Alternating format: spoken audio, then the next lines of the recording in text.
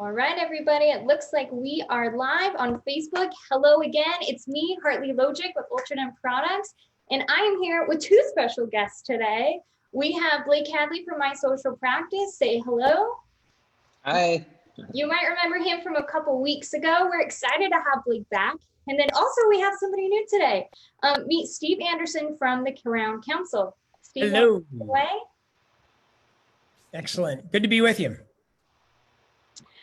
Do you want to explain to our followers what the Crown Council is? Because it sounds awesome and it sounds like I want to be in this.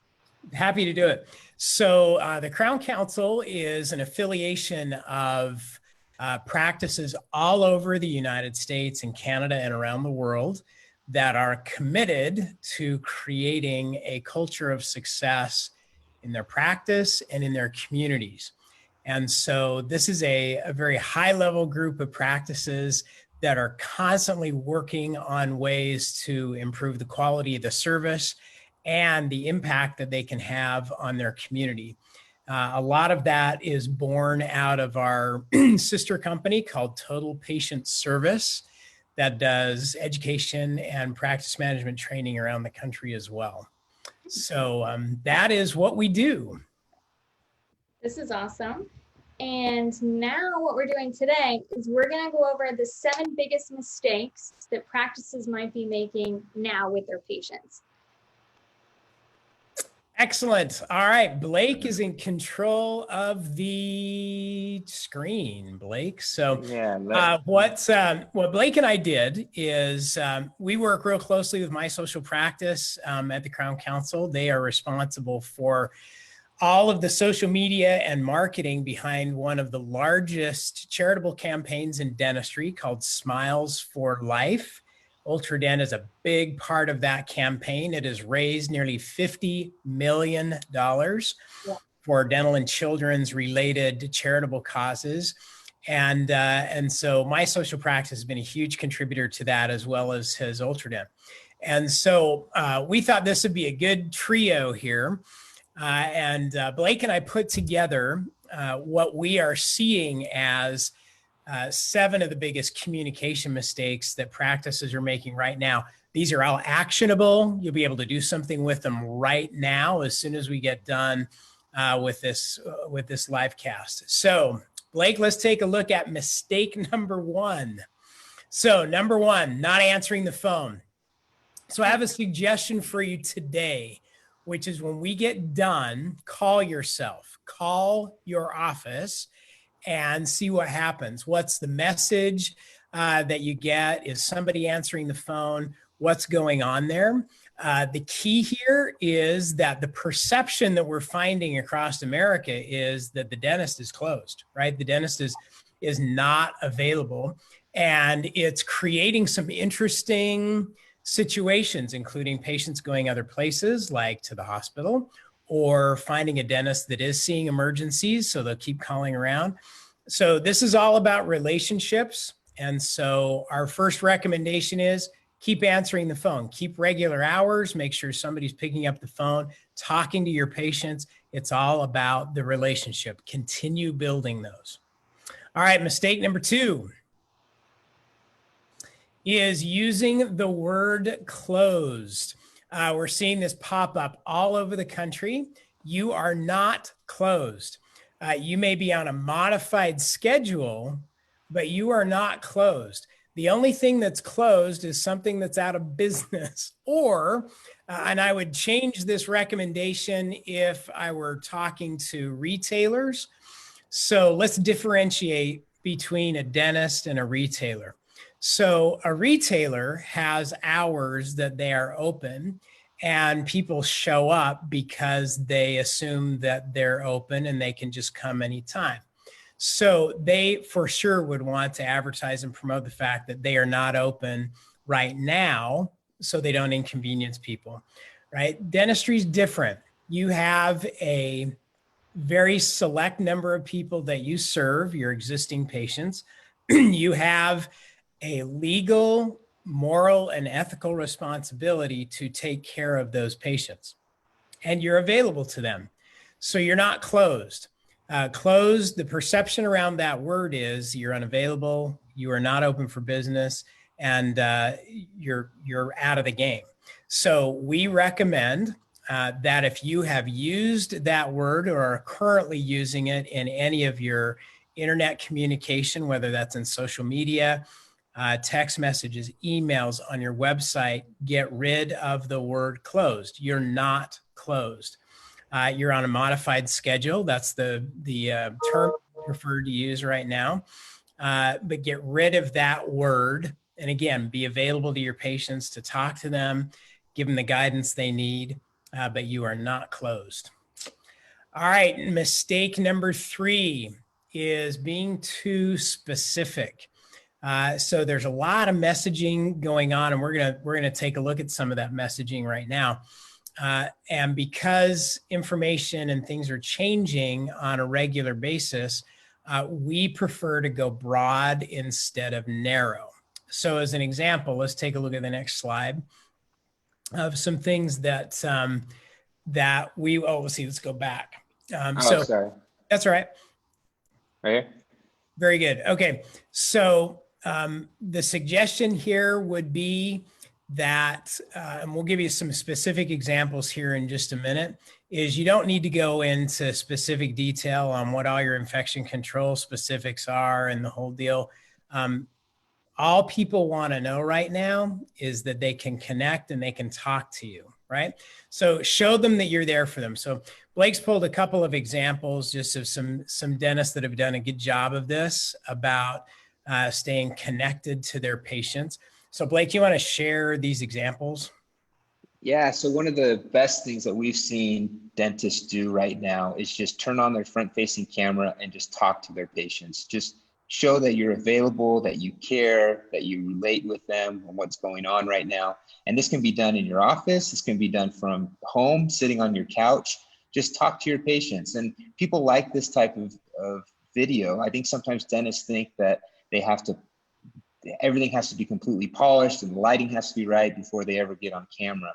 But if you really want to show that authenticity, just turn around your camera and talk to your patients. And they've found that this is one of the best types of social media content that you can provide. So here's a couple examples of a couple dentists that have done that. They've done it either on Facebook Live, like we're doing right now, so you can just respond to comments as people ask you questions, or you can just record something and post it right on your page. So Facebook or Instagram stories is also a great way to record these videos.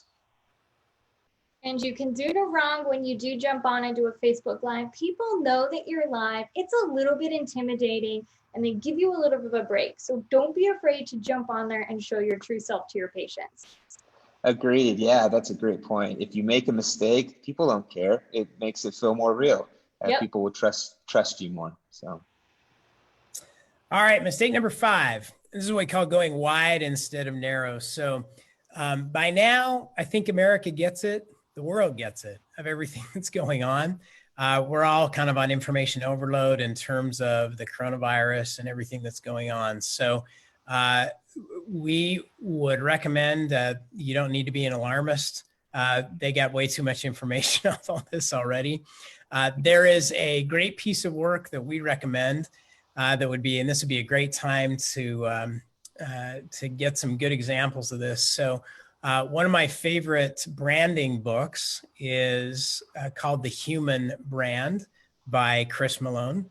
And he talks about a great formula that in branding, which is warmth and competence. So everybody wants to know that you're competent, and at the same time, they want to know that you're a human being. And so I think that formula, warmth and competence, serves everybody well right now. Your patients want to know that you're very competent at what you're doing, and also that there's a human side to this. So for example, here's some things that we don't recommend. They don't need a coronavirus update on your website. Everybody gets what's going on now. What we do recommend is some really simple messaging. We'll give you some examples of this. And that's part of this sharing the wrong message. So here is a recommended message, whether it's on your website, whether it's on your text messaging, emails, whatever it is. So here's what it is. As you know, your care and safety and the safety of our team is our top priority, as recommendations are changing rapidly regarding social distancing and congregating. If you have any questions regarding your dental care or have urgent concerns, please give us a call or send us a direct message. We're here for you and we'll make sure that your needs are taken care of. Thank you for being our patient. So it's simple, it's direct, it's broad, and it's what people really need to know right now, which is we're here. And we're here to take care of you. So just give us a call and we will figure it out. So keep that message simple. Here's just a couple of suggestions on the scheduling side as this continues forward. There's a lot of different opinions on what you should be doing right now in terms of your patient scheduling. So if you have, for example, patients that are scheduled this week or next week, and you know that you're not going to be able to see them on your on what you anticipated was going to be your regular schedule, our recommendation is call them. If you can, if you've got the bandwidth to be able to personally connect with your patients instead of sending out a blast email or text message, is call them, ask them how they're doing, connect with them, and let them know that you'll be back with them to schedule when you're back on a more predictable schedule. Let me just repeat that. The wording we're preferring is predictable schedule, not normal. Who knows what normal is going to be? So our preferred deal is a predictable. When we have a more predictable schedule, we'll get back to you and we will schedule. We are not recommending that you reschedule your patients right now, just because you don't know. So you're creating double work if you reschedule them now, and then you may have to call back and reschedule it again.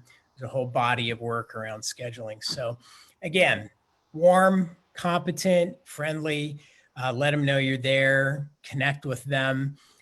If you have to send out a message because you don't have the bandwidth to call them all in terms of their schedule, then something similar to this from a scheduling standpoint works well, and just add the wording about we'll be back to you when we're on a more predictable schedule. So keep the messaging simple and warm, caring, and competent. One thing, Steve, we're recommending as well, in every single post that you make, especially right now, we recommend that maybe as the second paragraph or right after you say this, to say all the ways that you're available. So, and the time periods in which you're available. So if you're going to accept Facebook messages, which you definitely should, let them know that if someone sends you a message, you'll reply back quickly. Again, if you're available on the phone, let them know what times you're available on the phone. Just be very clear with how you're available right now. I think one of the most frustrating things is when you go to someone's Facebook page and you want to know how you can contact that person or what's going on if you want an update. And if you have to search through that page to find a contact information or to know when someone's available to contact them, that becomes very frustrating. So just make sure to include that in all your posts so that will always show up towards the top of the page. Another little tip around this is if you post something in Facebook, at least, they have a little option underneath that says get messages. And if you choose that option, it will add a little bar to the bottom of your post. And you can do this on any post that will have a button on it that says send message. So this just makes it, this shows that you're available, that if someone sends you a message, you'll quickly respond to them. And then if you add this to your post, it's really important that you receive notifications whenever someone sends you a message so that you can reply quickly. So if you go in the back end of your Facebook page, there's a section in the settings that says notifications. Make sure those are turned on. So whoever's replying to any messages or comments, make sure that person is getting notifications when someone sends them a message. One thing that we're providing in My Social Practice are some downloads that you can use with this communication that you can post on your social media accounts. And they're just graphics that are, as you can tell, they're not scary. They don't have big red urgent signs or anything on it. They're just friendly. They explain what's going on. We even have a graphic that has that language that Steve just explained right on the graphic, so you can post that if you'd like. And if you go to mysocialpractice.com, that's our website, at the very top, there's a banner across the top of the page where you can link to get these downloads. And then I will make sure that I put that link down at the bottom so that you guys can easily find it. You can just tap that, go to My Social Practice, and have them all at your fingertips. Great, thanks, Hartley. And one other thing that we're including in that is a blog post template that if you want to link to more information about what's going on in your practice, you can use this template for a start on your blog. So this is just a really basic explanation of what's happening. And then there's some areas in red that you can customize to your practice and change that up, use our image, and post a little informational thing on your blog. A question that I have about social media and on Facebook, they do have an option to pin your post to the top. Do you think that pinning your post to the top so that that's the first thing people see so they don't have to scroll in case you're posting other things? It's a really cool thing that Facebook has, and it will put it right there at the top so it's the first thing your patients can see. It's a great idea. Yes, we definitely recommend that, especially right now. Have your main statement about all of this be at the top of your page and pin it to the top. And if you don't know how to do that, there's 3 little dots at the top of your post after you make the post. Click on that and there's a little drop down and it'll say pin to the top of your page. And yeah, I think it stays up there for, is it 7 days, Hartley? I'm pretty sure it's like 7 days or something. And then it goes back into the feed, but great idea. Awesome. So mistake number 7, again, this goes along the same lines of your messaging. So the wrong voicemail message, I've listened to a lot of them recently, and a lot of them say we're closed. Again, you're going to eliminate closed.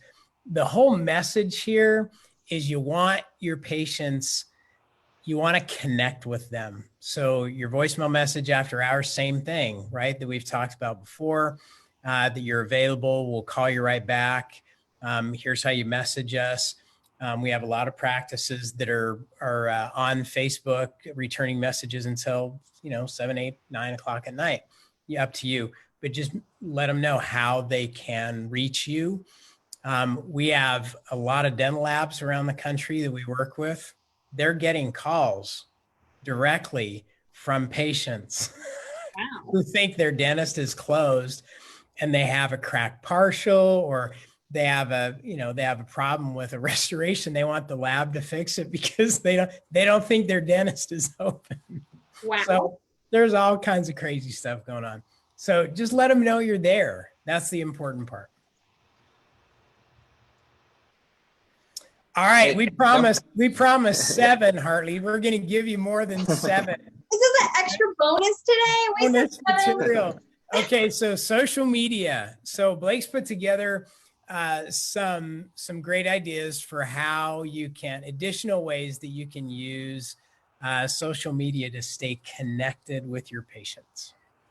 Yeah, and Hartley and I had a little Facebook Live, probably, when was that? Maybe last week or a couple of weeks ago. And I expressed some of those, or explained some of those ideas of what you can use in social media. But let me just kind of make a broad statement about social media right now.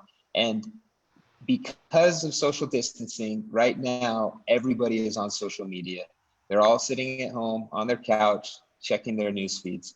And whether it's for finding out what's happening with coronavirus or just connecting with friends and family, right now is the best time to be on social media for a dental practice, because you can reach out to those people that you care about and your patients and update them on what's happening with your practice. So we would encourage you right now, while you're maybe not working and you're at home, take the time to make sure all of your digital assets are in place. Make sure your website's looking good. Make sure your social media is updated and you have a strategy for social media. Be sure you're posting. We had some practice ask us, hey, because nobody's in the office right now, we don't know what to post, or we're having a hard time figure out what to post. We would really encourage you to keep posting, whether it's as much as you can, whether it's 2 or 3 times a week. We recommend 3 times a week if you can. Just to let your patients know that you're there. that someone's watching your accounts, you're available for them if they send you a message. So some of those posts might be things that you're doing at home. It's okay to show what you're doing with your family while you're sitting on your couch. It's okay to show that you're watching webinars, that you're getting CE credit, you're learning how to be a better dentist for your patients when you all return. It's okay to show, well, it's really good to show what you're doing in your practice to change and adapt according to the time. We've seen practices show maybe new filtration systems that they're going to put in their practice, new protocols that they're going to have to make sure that they keep their patients safe and their team members safe.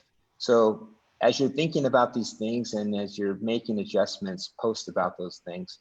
And then another really big thing that we're recommending right now is to try to find ways to serve in your community, try to find ways to help other people.